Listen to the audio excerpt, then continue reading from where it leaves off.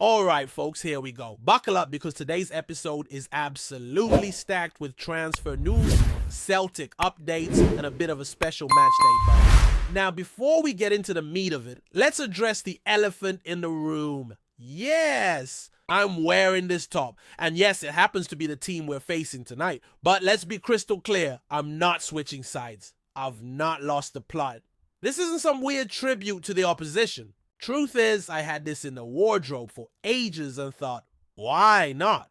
Plus, it's got a logo from arguably the finest beverage ever produced, so can you really blame me? But there's another reason I'm wearing it today. I've got a chat lined up later with a lad from the Cork #1 Celtic Supporters Club, so maybe, just maybe, I'm trying to butter him up a bit. Anyway, let's not waste too much time on the fashion choices. We've got loads to dive into, especially with the transfer window heating up like a kettle on full boil. Let's kick things off with Nicholas Kuhn, who finally looks like he's about to seal his move to Italy. And let me tell you, he's smiling more in those photos at the airport than he's done in 6 months in Glasgow. Fair play. He's heading out with his agent Fabian Dingler, who must be over the moon, probably been dreaming of this move for the past year. Look, I'm not bitter about it. The boy gave us some good moments, showed flashes of quality, and I think Celtic are getting a solid fee for him. The important thing now is that the club reinvests wisely, and I mean wisely.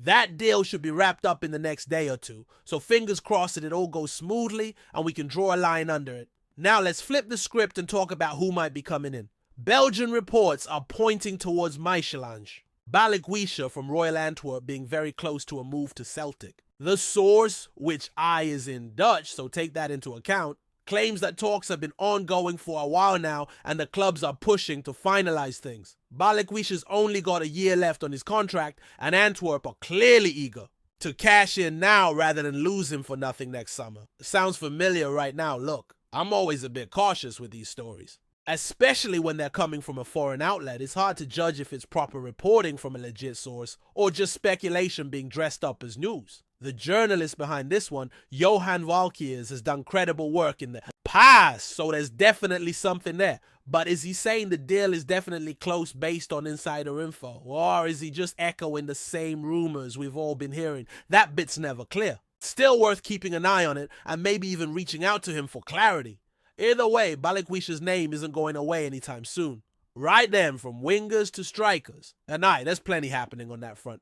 Let's talk about Giuseppe Ambrosino, the young Italian forward currently on Napoli's books. Reports from Sky Sports, working alongside Italian journalist Luca Bianchin, say Celtic have made an official inquiry about a potential loan deal with an option to buy. Now that's the kind of deal that makes sense for Celtic these days. Test the waters, see if the player fits, and if he impresses, secure him permanently. Ambrosino, just 21, has spent time out on loan already and clearly isn't breaking into Napoli's first team anytime soon. But that doesn't mean he lacks quality. Last season, he was playing for Frosinone in Serie B, the Italian second. Tier managed 5 goals and 4 assists in 36 appearances. Not a brilliant record, let's be honest. That's a goal every 440-odd minutes, which isn't setting the world alight for a striker. But here's the thing. He was also part of the Italy under-21 squad at the recent Euros. Played in all 4 games, started 1 and came off the bench in the others. And here's the real highlight. He scored an absolute cracker in the 96th minute of the quarterfinals against Germany. A 30-yard free kick, no less. You just don't see that every day. It's those moments that show what a player's really made of. That kind of composure and quality under pressure, you can't teach that.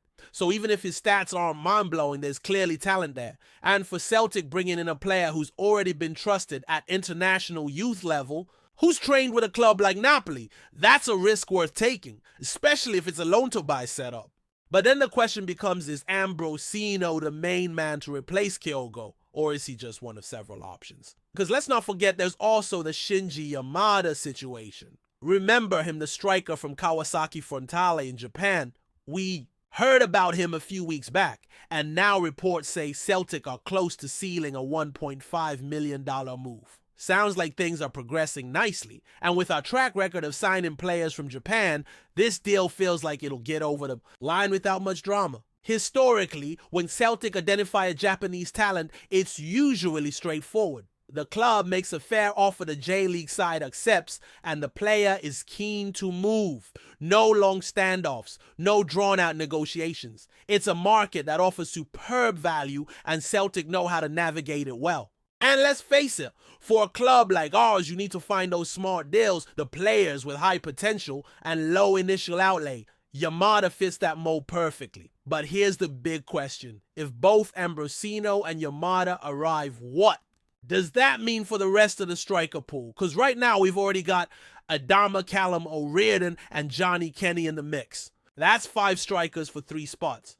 Unrealistically, only 2 or 3 will get meaningful minutes this season. So naturally, 2 of them will be expected to go out on loan. And that brings us to an interesting point about Celtic's current recruitment strategy. There's a clear shift happening. It looks like the club's trying to do 2 things at once: strengthen the first team with immediate impact signings and bring in young prospects who could blossom in the future. Think about it, Negron and Tierney clearly come in to improve the team right now. But then you've got the likes of Inamura, O'Riordan, and Yamada, lads who might not be ready yet but have serious upside. It's a smart approach if you ask me. Hedge your bets a bit. Bring in multiple players with potential, and if even 1 or 2 of them hit, you've got yourself a bargain. Maybe that's the thinking with Ambrosino too. Although to me, a striker who plays for Napoli and Italy's U21s shouldn't be seen as just a developmental piece. That's someone you expect to compete for starts right away. So maybe the plan is Ambrosino versus Adama for the number 1 role. O'Riordan as the 3rd choice option, and Yamada and Kenny going out to get minutes elsewhere. Makes sense, right? Actually, speaking of Johnny Kenny, Brendan Rodgers had a few words about him this week. Said he wants Kenny to sign a new contract and hinted that the lad would be given a chance to prove himself in preseason. And honestly, that's fair enough. Give the boy a shot. But even if he impresses, I still see a loan as the most likely path for him this season. Just feels like the logical next step. Let him play regularly, build confidence, and come back stronger. But the key takeaway here is this: Rodgers rates Kenny. He doesn't see him as a lost cause. He sees him as someone who could become a first-team striker for Celtic down the line, just not quite yet. So if that's the approach, and you've got Yamada, Kenny, Ambrosino, O'Riordan, and Adama all in the system, you're spreading your bets across several players. And if one of them emerges as a star, well, then the plan worked. Mission accomplished, right? I realize I've been going on a bit, but there's just so much to cover today. Made a wee graphic earlier for those of you listening to the podcast. I know numbers are going up. Thank you all for the support. And it's a squad depth chart that gives a good visual of where we're strong and where we're a bit threadbare. I've updated it to remove players who are clearly not in the manager's plans, like Laga Bielke, Tilio Kwan Palmer, and it really highlights where the gaps are. Up front, we're light. No 2 ways about it. Kyogo's gone, Kuhn's on his way out. Jada's out indefinitely. Those are 3 big losses, and as of right now, they haven't been replaced. Even if Jota comes back soon, you still need a new striker. And at least 1 winger, ideally 2. First team ready, mind you. Not prospects, proven quality. And the midfield, I think we're mostly okay there, unless someone like Reo Hatade leaves. If that happens, then you've got to bring someone in. But compared to the state of our attack, the midfield feels relatively settled. Defense still needs work too. I'd want another center back, and with Kieran Tierney now in the mix, a proper left back to rotate with him wouldn't go amiss either. So by my count, you're talking at least 5 more signings needed, probably more, and most of them should be guys who come in and improve the starting 11, not just fill out the bench. It's going to be a hectic few weeks, no doubt about it. The window's open, the phone lines are buzzing, and the next few matches are going to tell us a lot about where this squad's headed. Now let's circle back to one name that's been floating around Celtic circles for what feels like ages. Matias Fist Garden. That's right, the Danish striker who's been on the radar for more than a year. Well, it looks like we can finally close that chapter because he's not coming to Celtic.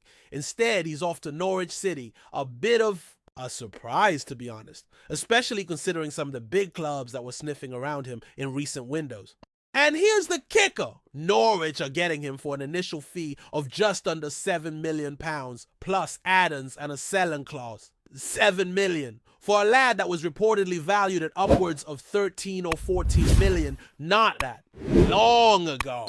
Makes you wonder what changed. Was it the form the market, or maybe, and this is where it gets interesting, Norwich found a release clause in his contract that nobody else knew about. That's what the reports are saying. And if that's true, it's an absolute masterstroke from them.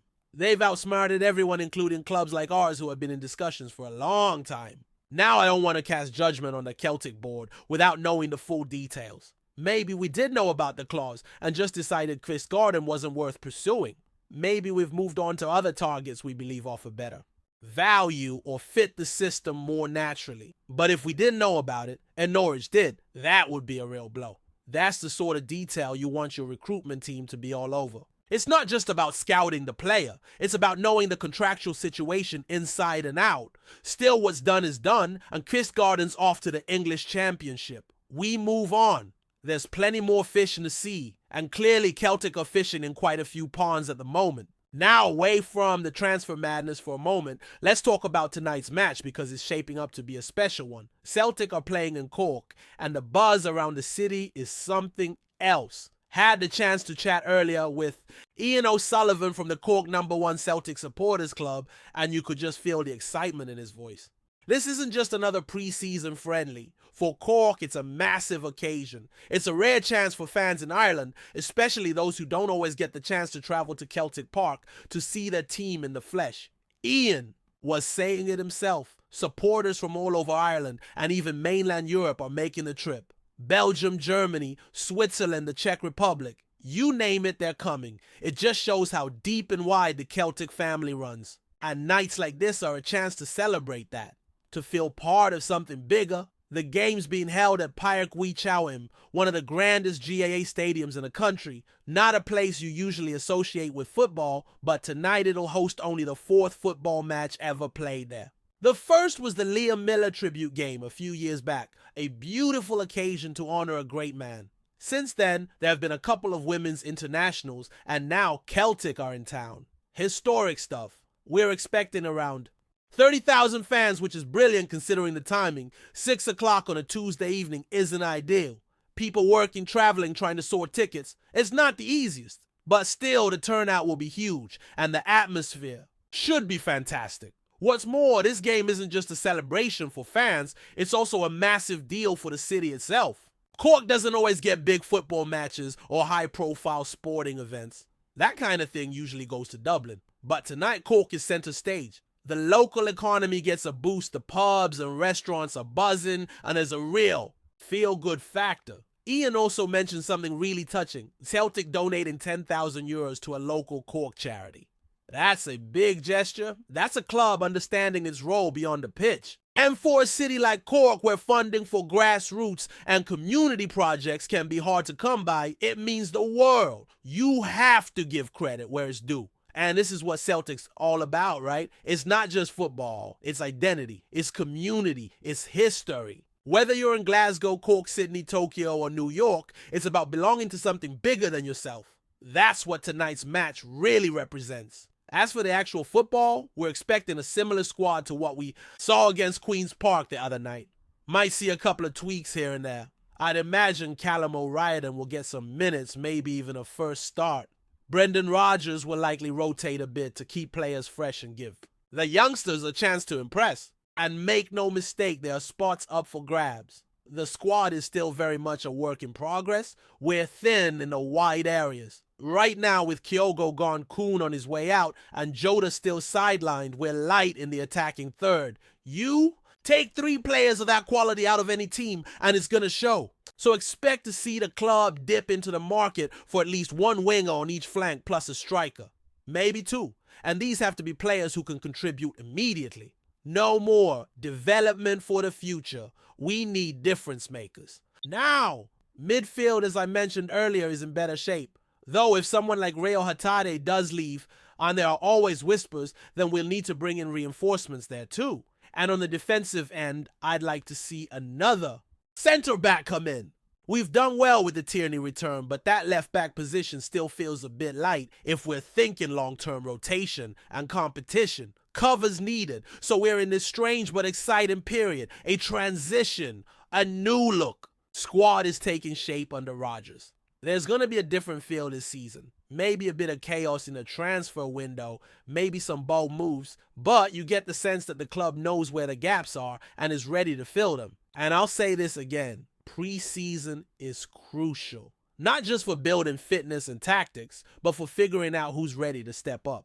Which youngsters can make the leap? Which fringe players are worth keeping around? Which trialists or signings can handle the demands of a Celtic shirt?